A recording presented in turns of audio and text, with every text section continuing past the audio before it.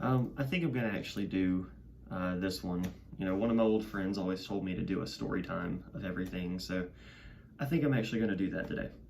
So I think the one that I'll step back into for the story time, because this, like I said, it was a rough experience getting where we were. It was really rough. So um, I do all these things about talking about my ex-boyfriend Mikey and stuff like that, and how good of a person he was, and how much I love him and stuff. So I might as well actually talk about him. So I met Mikey on Tinder, um, and like I said, we talked. We talked for a while. There were days where I heard from him. There were days that I didn't hear from him. There were times where I didn't even think the relationship was going to happen because I was falling so incredibly hard for this boy. Um, but we first started dating May 27th, May 27th. And I first met him on the 28th. And he came down to my hometown, which I came down here to pick him up, but he came to my hometown on May 29th and stayed until May 30th. May 31st, I brought him back home, and from then on, I actually moved him with me to Albany. Everything was just moving so incredibly fast, but we were both like really, really into it. We both were, completely okay with it. Everything was good. We were both like, let's just take the chance and go. Like I said, the love was there. All the feelings were there. The connections were there. Everything that we literally could have had that we wanted was there.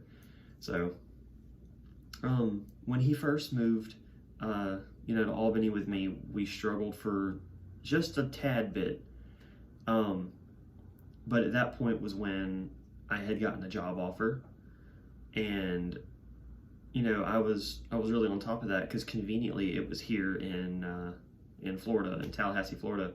So I thought it was really, really cool that I even had that. I was like, oh my, that's so convenient. Like, I'm actually going to be able to get out of my hometown.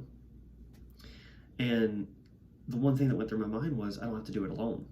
I'll be with somebody. I'll actually have somebody there with me. So I won't have to sit there and do everything by myself. That's what made me feel so good about it. I was so confident about it, and I knew it was just going to work. So we didn't really have any options, and we knew the circumstances of us moving, down here to Tallahassee from my hometown in Albany, Georgia. And we both knew the circumstances because there were certain things that we weren't going to be able to do. We knew we were going to have to be staying out of my car, and that was the rough part, staying in my car for as long as we did. From June 22nd all the way to August 5th, we were in my car. We slept in the car. We stayed at rest stops. We would stay in his brother's yard sometimes, or we would go and stay in my aunt's yard, in her backyard and stuff like that. I think one night we did sleep in a tent. We went without showers. I tried not to go without them as much because I had work. But I know when we first got here, there was an incident, but luckily things got better from that incident. When we first got here, I suffered a lot of delays due to Corona with work and everything like that, so it took me a little bit to actually get started.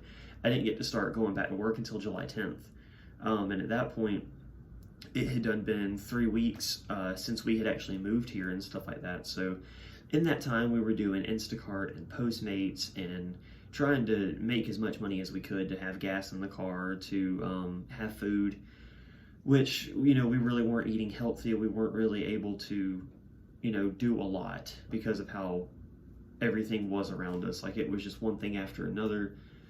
We got frustrated with each other. We would get angry with each other. We'd argue. We'd have our ups and downs, but I think all in all, it was really good. But living in a car was rough.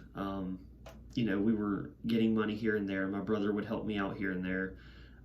It was rough. And towards the end of July,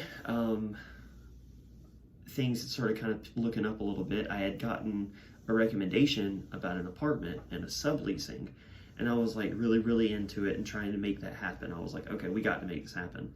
So I got lucky, and she paid the security deposit, which was an extra $500 I didn't have to come up with. So it helped a lot to have that, and it helped a lot to be able to even have a place, because the way we were managing was starting to really, really, really, really get to us, and I could tell. So I could tell that it was affecting me. I could tell that it was affecting him, and I could tell that it was affecting the people around us and the people that we were close to and talking to and had contact with and stuff. But we managed the money. I had to sell all of my systems, every electronic I had to get into this place. We had, some help along the way. We had a little bit of money put aside as well, and everything that we had, we put right into this apartment. My first paycheck from work went right towards the apartment. I bought everything that we needed. I bought everything that we could have actually needed for the place, and that actually worked and it helped. And funny enough, I had actually thought about proposing August 13th, which was our first official week in the place. And I stopped and I just was like, I need to wait on doing that. I can't do that yet. But I knew that our relationship was kind of growing stronger. And that's how it was, in my opinion. It was just growing stronger. So I knew it would have been the best time to wait, and that's what I was fine with doing. I was doing that anyways. But I also started to notice the distance due to certain things going on and certain things being told to me and everything like that. But, like I said, with everything that's happened so far, it never has deterred me from my hope or my love for him. I do hope that he comes back. And like I said, that story time was just basically giving everybody a walkthrough through the relationship. Like I said, we really had the rough beginning. We really had a rough beginning. And like I said, I hold out hope. I still love him. I still care for him deeply. That'll never go away. I can't look at somebody now and find somebody else attractive, or I can't, because of how much I love him. So it's different for me, and like I said, I know that it's going to be difficult for however long, but just like I was talking to him yesterday, I feel like this is his chance to finally have the closure that he needs, and I support it. If this is the closure and the chance that he needs to be able to figure out that he's not in the right place, so be it. I have to let him deal with it on his own, with my support, of course, but I have to let him handle his problem on his own. Excuse me. I do wish that he would quickly realize just how much downhill everything is going, but we all have to live and learn. We all have to go through everything on our own. We both have to focus on things on our own. We both have to deal with everything on our own. So I think that's actually one thing that sticks with me the most, because everybody kept telling me to get away from him too. Everybody kept telling me to just leave him. He's not worth it.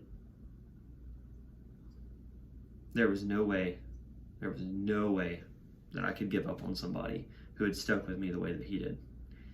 But, like I said, we all live and learn through life and through chances and through choices. I have to let him, deal with his choices and deal with his consequences, because from stuff that I've heard so far that's been happening, Karma does her job. Karma does her work. Karma comes back in ways that we don't expect her to. And that's kind of what happened to him. He didn't get the job that he wanted. He was not able to, necessarily do the things that he really wanted to do and stuff like that. So, like I said, it's all a matter of luck, a matter of choice, in my opinion. And that's how I've always looked at it. Personally, I had to deal with my own karma and my own consequences for the things that I did, for the things that I said, and I'm at peace with it. I'm able to officially say that I am completely at peace with the things that I've done. I've been able to forgive and forget, to move past everything like it needed to, and I've been able to go from there. I pray every morning, And I used to not even be that way. But I pray every morning. And I pray for his return every day. So with that being said, that was one of the first story times I've actually gone into. I've been really skeptical about doing it, but I know one of my friends in the past had told me to do it. But I think I'll start with that one. I do want to do a few more of those because actually I feel like people would actually get a little bit more of enjoyment out of a story time with somebody else's life experience. But I have yet to figure out if I really want to go into like the rest of my past.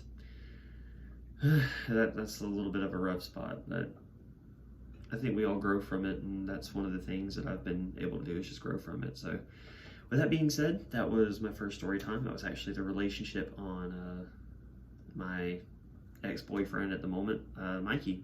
So like I said, I do hope that I can start putting him in these videos eventually and start having him back home and stuff like that. It would make me feel a lot better if I did. So I guess with that being said, thank you guys. Like I said, I hope you guys enjoy the story. Thank you.